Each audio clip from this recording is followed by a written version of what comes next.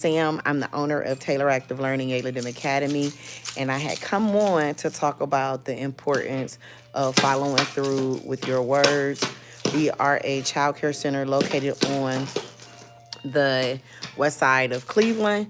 We serve children birth to 12 years of age.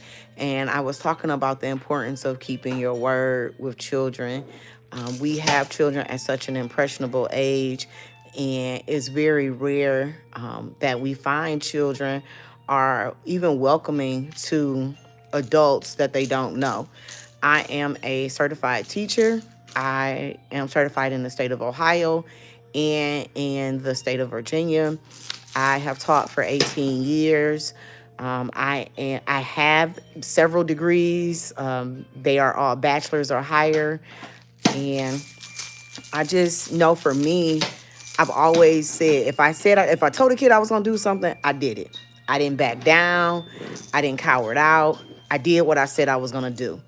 It is not my position to be a parent to anyone but my children, but it is my job to be a model citizen for others. And hopefully the behaviors that they see in me will be the same behaviors that they too would want to display, or just not even display, but that's what they want to do when they grow up. Like when they say, like, man, I want to be just like, Miss Sam. I like the way that she takes us places, she takes us on field trips, just modeling the behavior. We can't rely on other people. It's we need other people to help us go far, but we can't necessarily rely on them to allow us to follow through. And for me, it's very important here that we follow through with what we say we're going to do.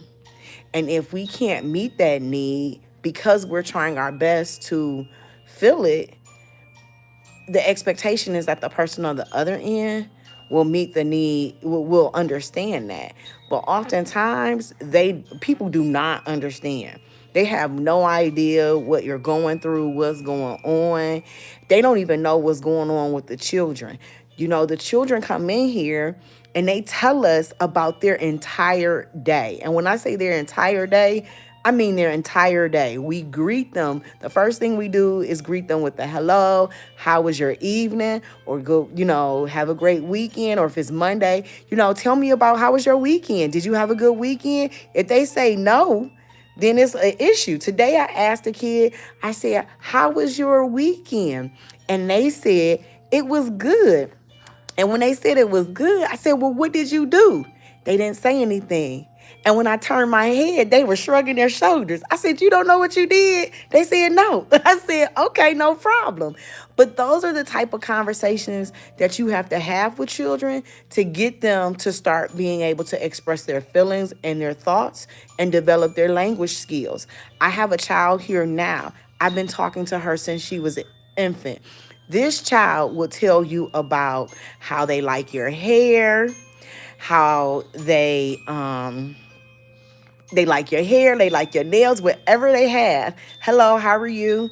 They will tell you, they'll communicate. One time this child came in here and I said, did you have a good weekend? And they told me no. And the parents said, yes, they did. And I said, did you have a good weekend? They said no. And I said, well, they didn't have a good weekend, Mom. So you can't make them have a good weekend. And because of her ability to communicate effectively, that also means that we have to communicate effectively. When we tell a kid we're going to do something, we have to follow through with that. That's every adult. That's not some adults. That's not a little bit of adults. That's not a couple of people. Everybody must follow through with that. So, with that being said, you guys have a great day. Make sure you follow through with kids. Whatever you tell them you're going to do, make sure you do it.